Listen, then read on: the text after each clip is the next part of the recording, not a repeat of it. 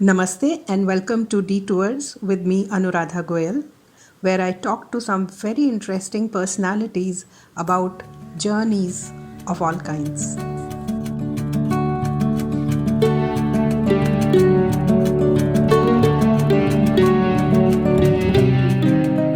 Today we have with us Dr. A S Gaur, who is a marine archaeologist.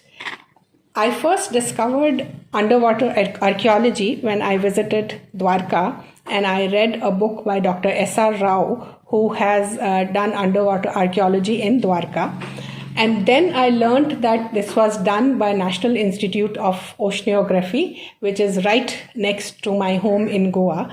And I requested Dr. Anirudh Singh Gaurji to tell us a little bit about underwater archaeology. So Anirudhji, welcome to Detours.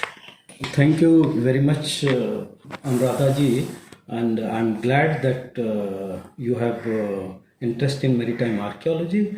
Let me explain what exactly this underwater archaeology. You know that being in this National Institute of Oceanography, our mandate is to understand each and every aspect of oceanography, and that include physics, chemistry and biology, and we are a small group who are working on underwater archaeology. Now, what is underwater archaeology? Now, the sea level is never static, and every time it is going up and down. But when sea level was lower, it is said around 10,000 years before, sea level was 100 meter lower. And when major population of the coastal area was staying in that particular area, so, and subsequently when sea level started rising, those habitational sites got submerged in that one. Now that creates scope for underwater archaeology. That is one aspect of it. And in later period, say in the range of 1 or 2 meters sea level has changed. Now in the coastal area, like places like Gujarat or Tamil Nadu, where this land formation is very slopy, gentle slopy. So a rise of 1 meter also affect a large area where some coastal habitation it will be affected. So say in terms of Gujarat, say in historical period, say 1 meter sea level has gone down. That means whatever site was close to the coast is no more accessible with the coastal area. So that is how that site will be abandoned. So those remains we are getting like this. So that is one of the major scope of underwater archaeology. Second aspect what we study in this one, shipwrecks. We know that right from Indus civilization, even prior to that one, shipping have been the major aspect of human society, because that led the trade and commerce with the contemporary culture, civilization, and there is a famous reference that Indus people of Indus Valley civilization, they traded with the Mesopotamia as well as Egyptian civilization through the sea route, because finding of antiquity in Oman, United Arab Emirates, it cannot go through the land route because it will be quite a big one, and this sea route is the shortest area. Interestingly, Indus civilization was having longest coastline of its territory when you compare Mesopotamia and Egyptian. Right. So therefore, maritime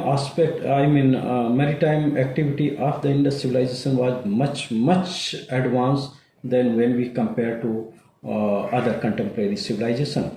So in the process of when they are traveling, many time human error, many time weather condition and all, that led to the drowning of the ship.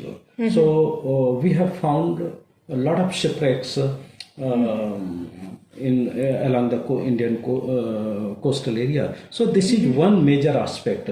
The third major aspect we try to understand the trade and commerce, because there are reference we get say one foreign notices like Periplus of Erythraean Sea, which mentions that items from Ujjain, central India, they used to come to Varyagaja, that is Bharukach, through that one was imported. So, so many aspects we can study in this maritime activity or maritime archaeology.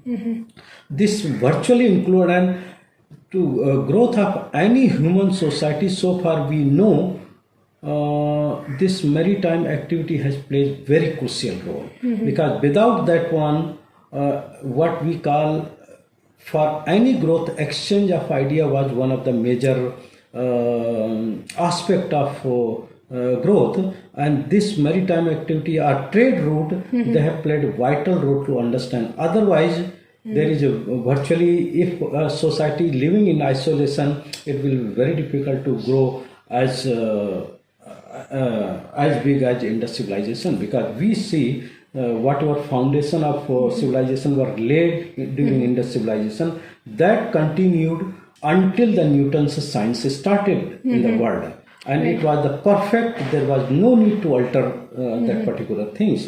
That was in term of town planning, metallurgy, your agriculture system, like this, so many aspects, even measuring system or trade and commerce. Virtually there was no change. We adopted that kind of things.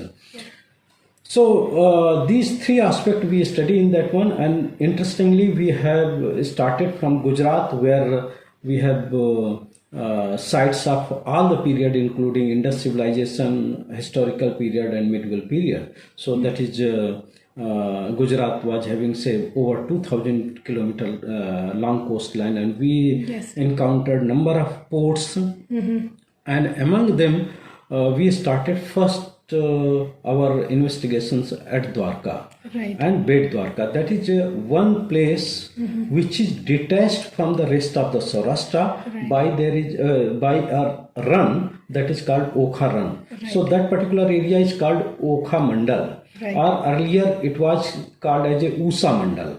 Usa was associated with one character in Mahabharata. Then that is the big story. Yeah. So that is how that particular things, and there are number of sites in Okha Mandal like Dwarka, Bet Dwarka, Nageshwar, and there are nearly about a dozen sites which are of historical and medieval period sites. All of them are associated with some or other religious present religious system.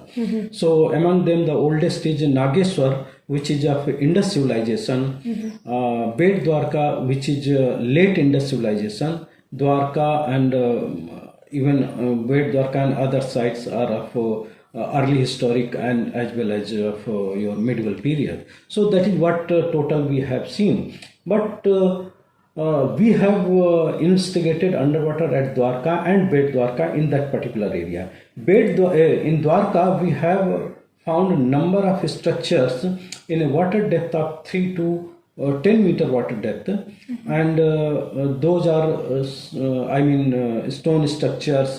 There were walls, there were circular and semicircular stones among them. But interestingly, we have found a large number of stone anchors. Anchors are required for boat. So that indicate that part was the harbor part of it. So if that is harbor, one of the oldest harbor, we can say we have found those remains, and land excavation carried out by Dr. Rao and by Deccan College, they clearly indicated that whatever evidence they have found from the land, that indicate 5 to 6 times Dwarka was submerged by the sea. Because after each habitation, they have 3 to 4 meter of deposit, sand deposit, sea sand deposit. So that indicate 4 to 5 times Dwarka was submerged in that one. So that is a normal phenomena in that. But in scientific term, if one asks us, we have seen in the recent time, like 2004, that tsunami, it has come and it has destroyed a major part of our eastern coast. Similar kind are cyclone which really affect coastal sites. So this kind of phenomena might have come at Dwarka also. So, but that is recorded in little different form. So when we say reference in Mahabharata that Dwarka was submerged in the sea, though that is region is given different, but definitely this is true that major part of the city was destroyed by this particular sea. Then coming to the Bed Dwarka, we have investigated near that jetty, Bed Dwarka jetty, where we have found remains of a shipwreck. If our interpretation is correct, then that is the oldest shipwreck dating back to the Indo-Roman period. So maybe around say 1800 or 2000 years old. So that will be one of the oldest shipwreck in this particular area we have found so far. So like this, in Bed Dwarka we have found one beautiful fish hook from the land part of it, and that is dated to late Indus civilization, say around 4000 years old. And the technology what was introduced in that fish hook, it is virtually similar what we are getting today. There was no change in that one. And length of that fish hook is 7 centimeter. And when we inquired with the local people, they suggested that one can catch a fish of say 10 to 15 kilo. To catch that big fish, one has to go little deeper side. So to go deeper, you need to float or some kind of craft to go inside. So with one artifact, you can make so much interpretation. That is what just I'm trying to explain here. Yes. And Bed Dwarka, whatever our investigation has suggested, that it was a cell working center. It was fishing, variety of fishes are found in that one. And Bed Dwarka region, we are getting a lot of this conch shell, what we are saying sunk, because the sacred sunk, and that is used for... It's a representation of Vishnu. Yeah, and during that time they were using as a industry that one. Manufacturing Bengal out of that one. Right. And beads. It is still done in Bengal. Yeah, Bengal. And so many things they used to do. Right. When we move from that particular, from Okhamandal region further southward, then we come to the place called Prabhas. This Mool Dwarka, yes. That place also Viswada and Mool Dwarka. Yeah. Now in Gujarat we have 4 Dwarka. Right. And similar kind of things we find here also. Okay. Underwater we are getting these stone anchors. On the surface we have early historic sites, and nearly about 20 kilometers north there is one Harappan site.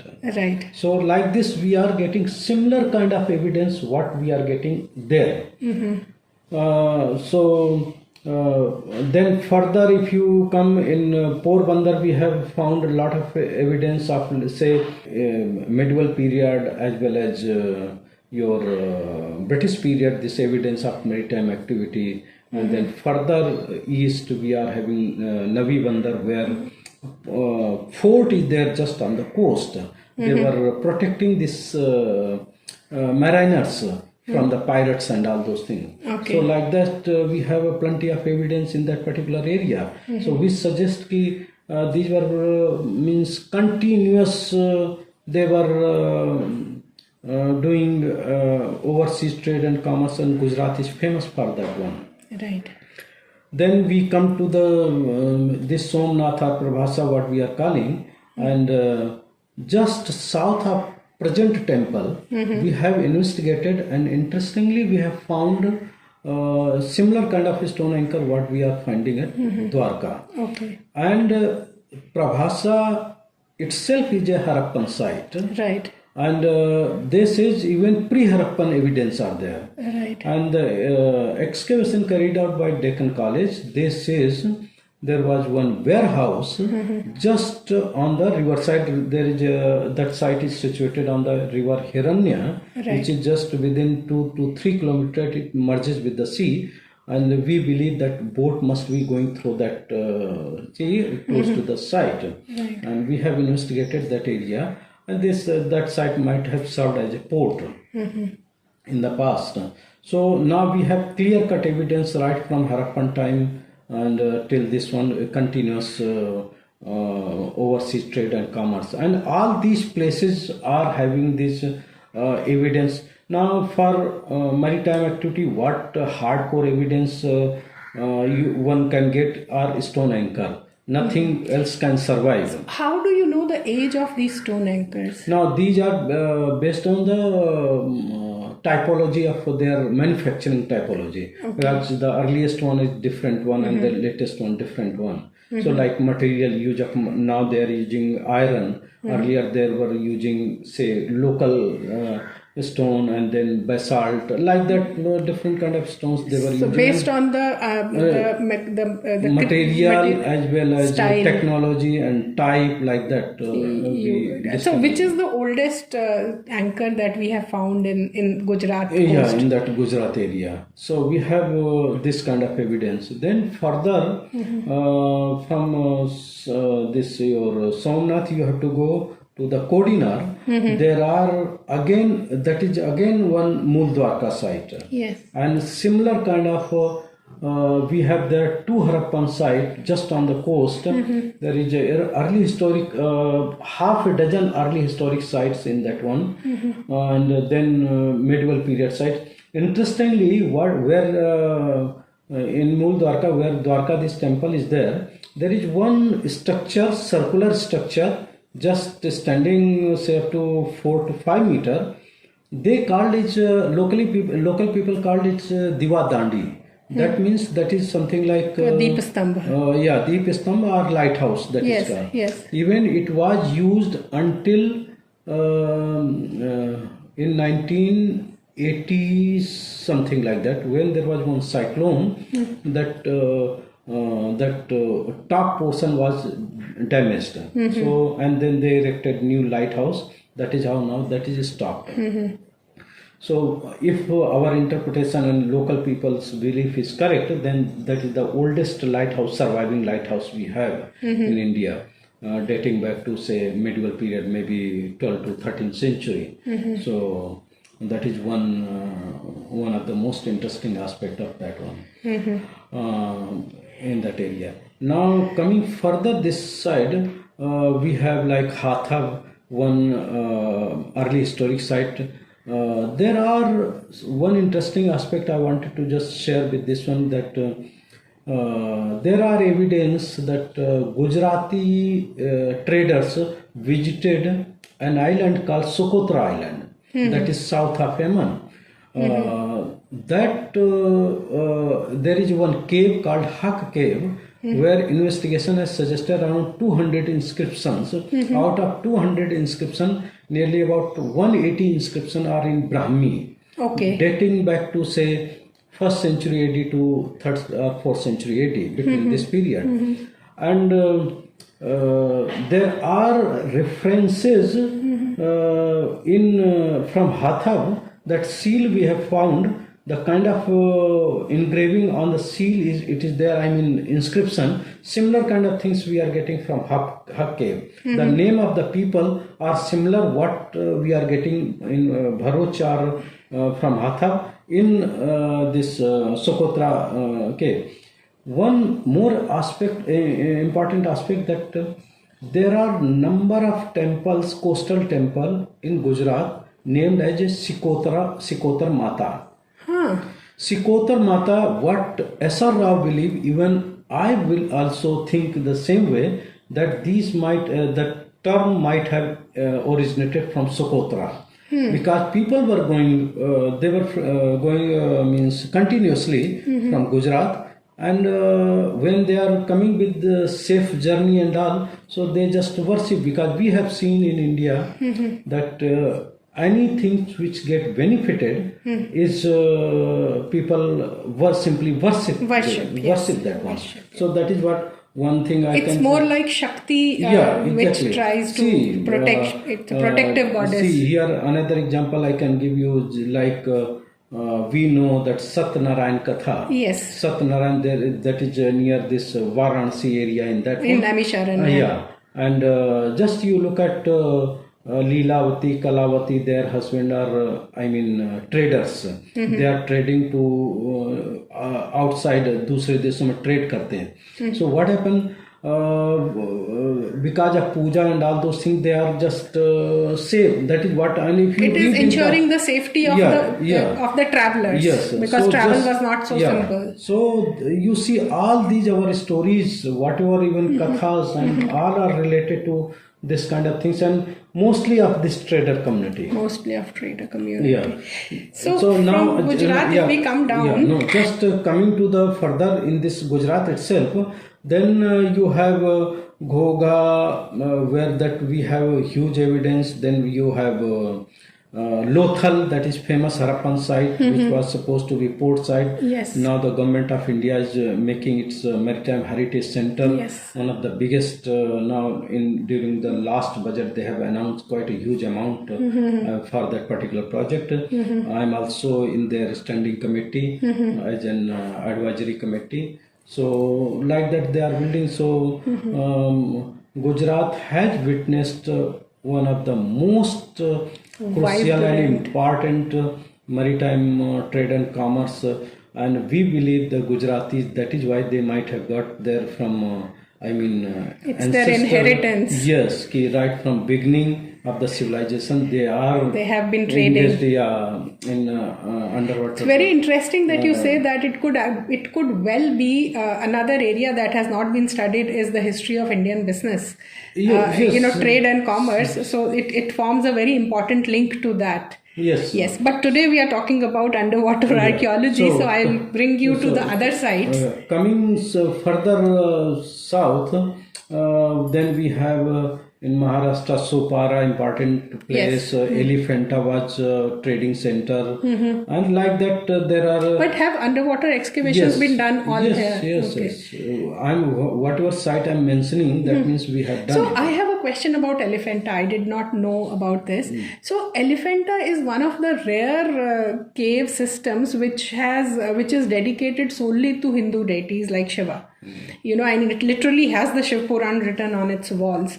And so what was it? It was like an island which was used by traders to stay? Actually that was earlier known as Gharapuri. Yes. And it was an important because if you look at that one, in different time it has served, especially during Indo-Roman trade, because during early historic times sea level was lower. Perhaps other ports like Kalyan or Sopara might not be serving as a port. This place has served as a port. And have we found an evidence of Yeah. There are evidence like amphora shards are there, and many other Roman coins, and so many things are there. Right. So that kind of things are there. Right. Then further south, if you are coming down to this Dhabol was important port. Right. And there is one interesting, I wanted to tell, there is one temple called Loileswar temple. Loili in Marathi called as an anchor. And they are worshipping one anchor in that one. So anchor is being worshipped as a Devi. Devi, goddess. So any fisherman, or if the traders or someone is launching their boat, they will go and offer in that. Where is this temple, That is sir? in Dabol. Dabol, which is close to? It is actually Dabol is south of Mumbai. From Mumbai it will be say 200 kilometers. From Ratnagiri it may be 100 kilometers. 100 kilometers. Like that. Okay.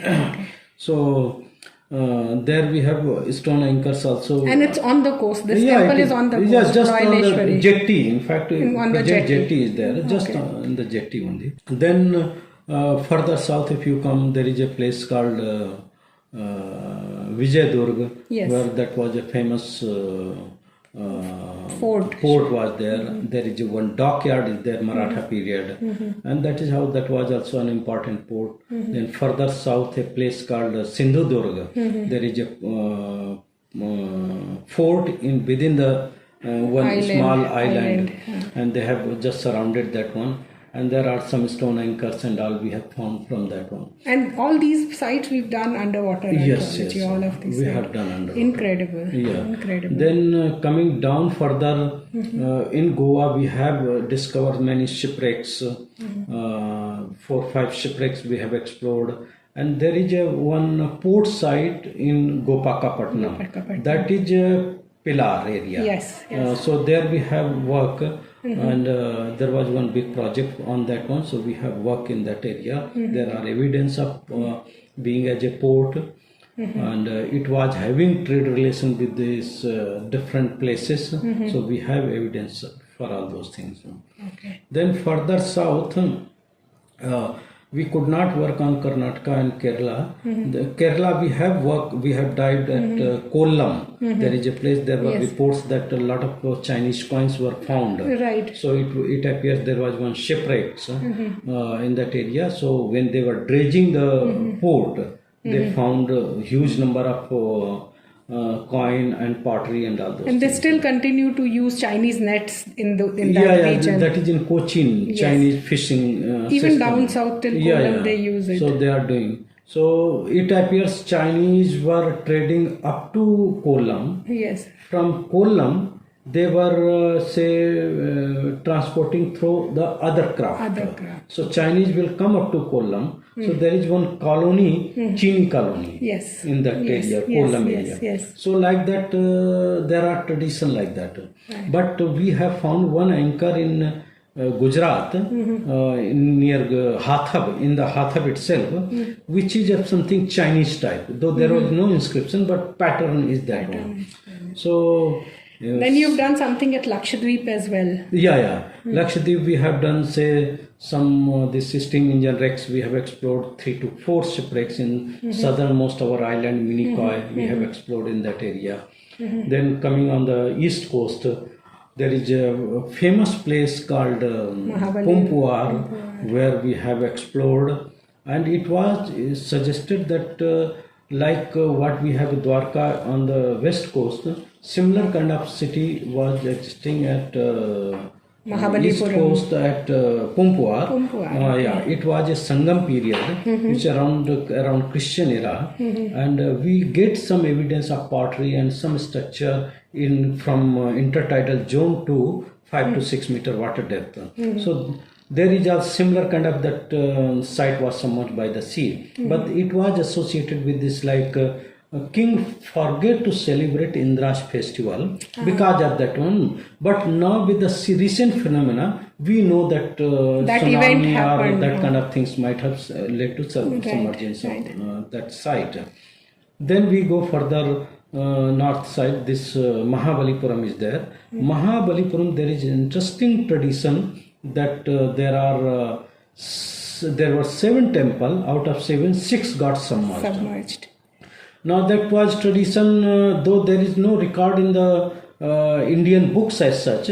Those were recorded by the British travelers, and then based on their information, we have explored in that one. So we cannot definitely say those are the temple, but there are man-made structure. And we have found, say, between 3 to 5 meter water depth or 6 meter water depth. There are some remains even 9 meter water depth. So we have to investigate further on that one. So what interesting is there that whatever tradition is existing, there is some real, truthness in those traditions. There is some truth in those stories. So how true is that people say that when tsunami came in 2004 and when the water retreated, these temples were visible. Not temple, those structures. Structures were visible. And somebody has photographed them. That photograph we don't have, in fact. Nobody photographed. No, nobody photographed. No satellite images. No satellite imagery also available in that. Okay, because a lot of because local that people. Sudden it has come. Yeah. And when they were, in fact, immediately they were warned.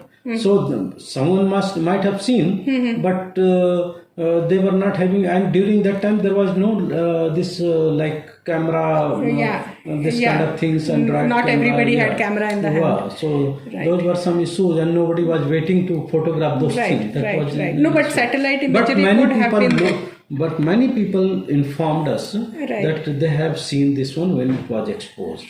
So that kind of thing. That will be very interesting to know if those temples existed and if they are indeed temples. What in archaeology we are suggesting, those were remains of the temple. See, there is in archaeology when we are classifying these habitational sites. Right. Say if you do not get pottery and all those things, we suggest it may not be habitational area. Right. This may be something else. Right. So something else, now again you have to make interpretation in that. Right. Whether it was say something like meeting place, a school, or some temple type things like that. Right. Those things were there. So most probably that may be a temple remains in that one. Right. Because there were some remains until until 18th or early 19th century.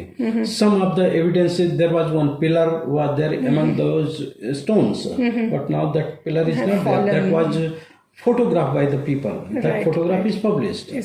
So like that, there are some which indicate there was some evidence of structure in that particular area. Right. So these are some of the things just in very short I have explained to you. So in fact, for little north of Mahabalipuram is Vishakhapatnam. Vaisakeshwar temple, there was some work was carried out by Andhra University where they says around this medieval period temple was submerged in the sea. So that may be again similar kind of things, maybe like some kind of natural event might have destroyed that. In fact, Vishakhapatnam, it is said, is named after a Devi temple, Vishakha Devi temple. So Vishakha Devi would mean there is a Vishakheshwar temple as well. And the folklore says that the temple was submerged again because of some reason that the sea engulfed it. So it'll be very interesting to see if we actually find the remains of those temples. We can do. We have not yet taken up that project. Taken up maybe. Future. Then further on the Orissa, we have like Chilka Lake. That was very active area for maritime activity. People used to go in Southeast Asian countries, and many sites have been excavated in those areas which are having some kind of connection from overseas connection. Then further north, that Tamralipti was famous port during the early historic time, which was just in the estuaries of Ganges. And perhaps Tamralipti was the center point through which boats used to come up to Ganges, Varanasi and Kanpur. Even during British period, boat used to come up to Kanpur. I have read some 15th, 16th century Bengali poems in which they mention this. Yeah, so they used to trade used to happen. Even this Britishers even fought with the Marathas. One of their ship was in Kanpur. Right. So like that, it's so, traditions. Sir, I'm going to ask you a very silly question, which is, do you do underwater archaeology only in the oceans, or do you do it in rivers and lakes also? But when we say underwater archaeology, it includes everything. So far, we have not gone in the freshwater as such. We have been concentrating in the coastal areas. Right. But technically, it involves that also, including old lakes. Because we do have huge lakes across the country. Now, even earlier, there is one quote from Arthashastra where he says, Chanakya says, water transport is cheaper and easier than the land transport. Right. And he recognized as early as that time. Right. And he ensured that from Magad area, Patna area, the trading through the river Ganges is taking place. And that is how expansion to the so we should find the evidences of trade within the river beds also. River bed you may not as such get, because river goes on changing the course. One aspect. Secondly, they will have a ghat type things that also get renovated continuously. To say those are of that particular period is difficult to say. So like that, things are like that. So for our listeners, I want to tell you that Anirudh ji is one of the only 3 marine archaeologists we have in India today. So, sir, tell us, if somebody, all the youngsters listening to us, if somebody wants to take it up as a profession, what are the options they have? And what is the route they have to take? See, a qualified archaeologist, say he has to do master in archaeology or ancient history. Right.